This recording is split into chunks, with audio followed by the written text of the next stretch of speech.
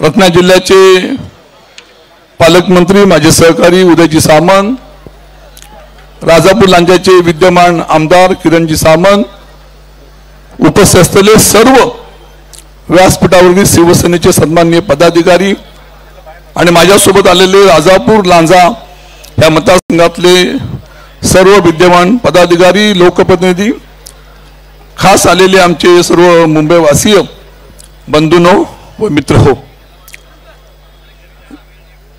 9 तारीख म्हणजे भाईंचा जन्मदिवस आणि तोच धागा पकडून खरं माझा सुद्धा जन्म 9 जुलैला भाई आणि 9 तारीख म्हटली किती शुभ असते उदयजी. आणि मग 9 तारखेला सकाळी भाईंना भेटलो, भाईंचे आशीर्वाद घेतले आणि भाईंना म्हटलं की मला आता कुटुंबातला एक सदस्य छोटा भाऊ मागे राहिला होता, तो तुमच्या परिवारामध्ये परत येऊ इच्छितो अशी इच्छा व्यक्त केली आणि माझ्यासोबत माझ्या मतदारसंघातले अनेक मंडळी आपल्या शिवसेनेमध्ये येऊ इच्छितात अशा तरी इच्छा व्यक्त केली आणि आजचा हा सुवर्ण दिवस निघाला. मी खरोखर स्वतःला नशिबान समजतो, कारण ही जागा पवित्र आहे. धर्मवीर आनंद दिघे साहेबांच्या स्पर्शाने ही जागा पवित्र झालेली आहे. त्यांच्या अधिपत्याखाली शिंदे साहेबांचं नेतृत्व उभं राहिलं हे संपूर्ण महाराष्ट्राने आणि संपूर्ण देशाने पाहिलेलं आहे. आणि मला आठवतो तो प्रसंग भाई की वंदनीय शिवसेना प्रमुखांच्या आशीर्वादाने मी 2000 साली जिल्हा प्रमुख झालो आणि जिल्हा प्रमुख झाल्यानंतर या ठिकाणी स्वतः दिघे साहेबांनी माझ्या ठिकाणी सत्कार सन्मान केला होता ह्या आपल्या मठामध्ये.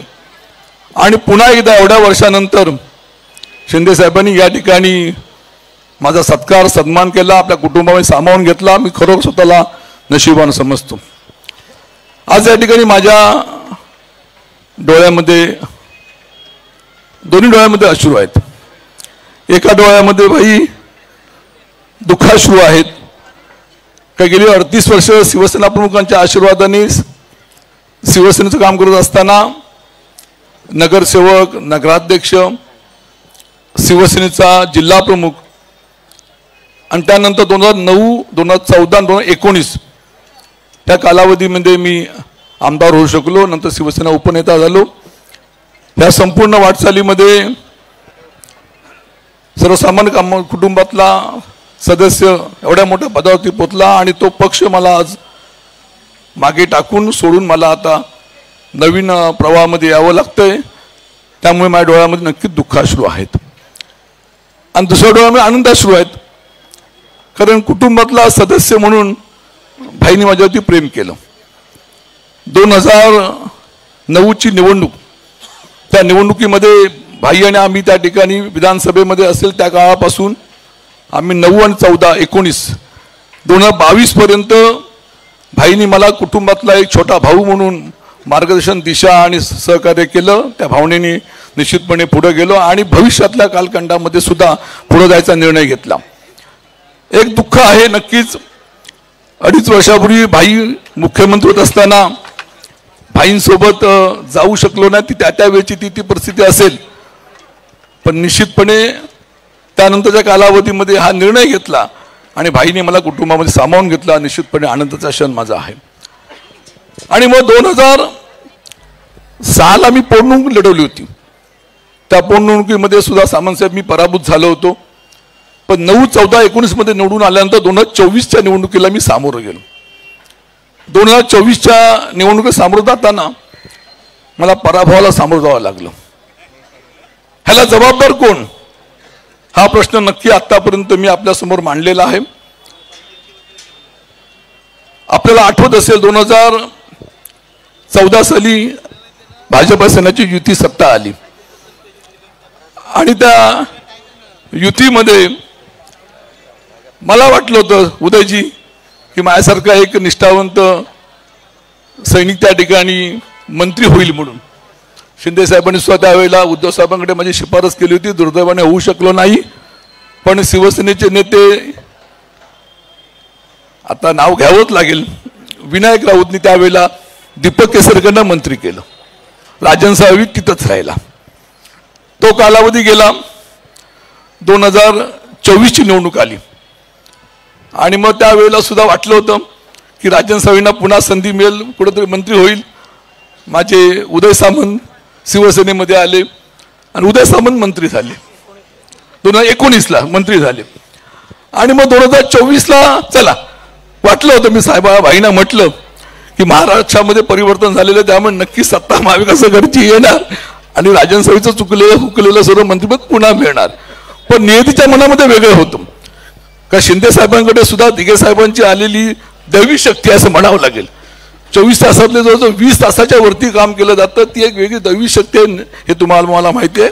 आणि म्हणून 2024 सालच्या निवडणुकीमध्ये सुद्धा आम्ही पराभूत झालो, पराभव आम्ही मान्य केला. परंतु 2006चा पराभव तो झाला, 2024चा पराभव हा माझ्या कुटुंबाला आणि माझ्या पदाधिकाऱ्यांच्या जिव्हारी लागला.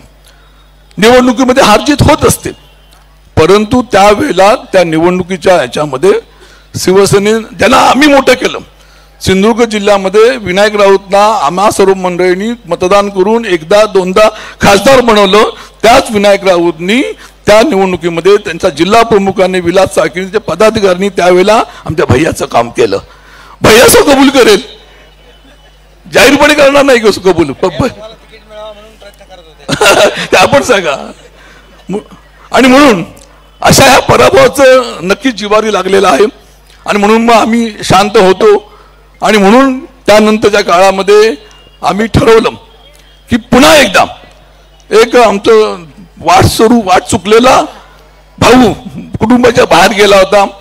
परत भाईंनी कुटुंबामध्ये मला घेतलं, छोट्या भावासारखं प्रेम केलं आणि आज मी आपल्या सर्वांच्या उपस्थितीमध्ये भाई त्या ठिकाणी म्हणजे आपण म्हटलं जातं दुधामध्ये साखर पडली की दूध मधुर होतं, तसं ह्या राजापूर लांजा विधानसभा मतदारसंघामध्ये जिल्ह्यामध्ये आज आम्ही सर्व मंडळींनी पुन्हा याच्यामध्ये आल्यामुळे दूध मधुर झालेलं आहे. तर भविष्यातल्या कालखंडामध्ये ह्या जिल्ह्यामध्ये 100% शिवसेनाच होणार हे या ठिकाणी सांगू इच्छितो. जाता आता एकच आपल्याला सांगू इच्छितो की आज आपण पाहिलं असेल गेले आठवडाभर राजन साळवींना विधान परिषद देणार, राजन साळवींना महामंडळ घेणार. हे मी बोलत नाही, हे मीडियाच्या माध्यमातून सांगितलं जातंय. पण भाईंना मी एवढंच नम्रपणे सांगेन की मला शिवसेना पक्षाच्या माध्यमातून आपल्या मार्गदर्शनाखाली आपल्या आश्वाने सर्व काही मिळालंय, मला काही नको. मी अत्यंत समाधानी आनंदी आहे. परंतु भविष्यातल्या कालखंडामध्ये या भागामध्ये संघटना वाढवणं मोठं करणं आमचं आद्य कर्तव्य राहील. आणि म्हणून फक्त आणि फक्त एकच अपेक्षा की माझ्यासोबत आलेले राजापूर लांजा साखर मतदारसंघातले माझे सर्व मतदार, माझे शिवसैनिक, माझे पदाधिकारी त्यांना योग्य ते सन्मान एकदा तो त्यांना अनुषंगाने जे का देता येईल ते द्यावं. आणि महत्वाचं म्हणजे उरले सोयला विकास. उदयजी आपण पालकमंत्री आहात, आपण तिथले स्थानिक आमदार आहेत, मी या ठिकाणी तुमचा एक मोठा भाऊ मान्य केलेला आहे. अशा तऱ्हेने माझ्यापेक्षा माझ्या असलेल्या पदाधिकाऱ्यांनी सांभाळावं नम्रपणे या ठिकाणी विनंती करतो. कारण आपण पाहिलं असेल आज जवळजवळ 650-700 लोक आज या ठिकाणी आलेले आहेत.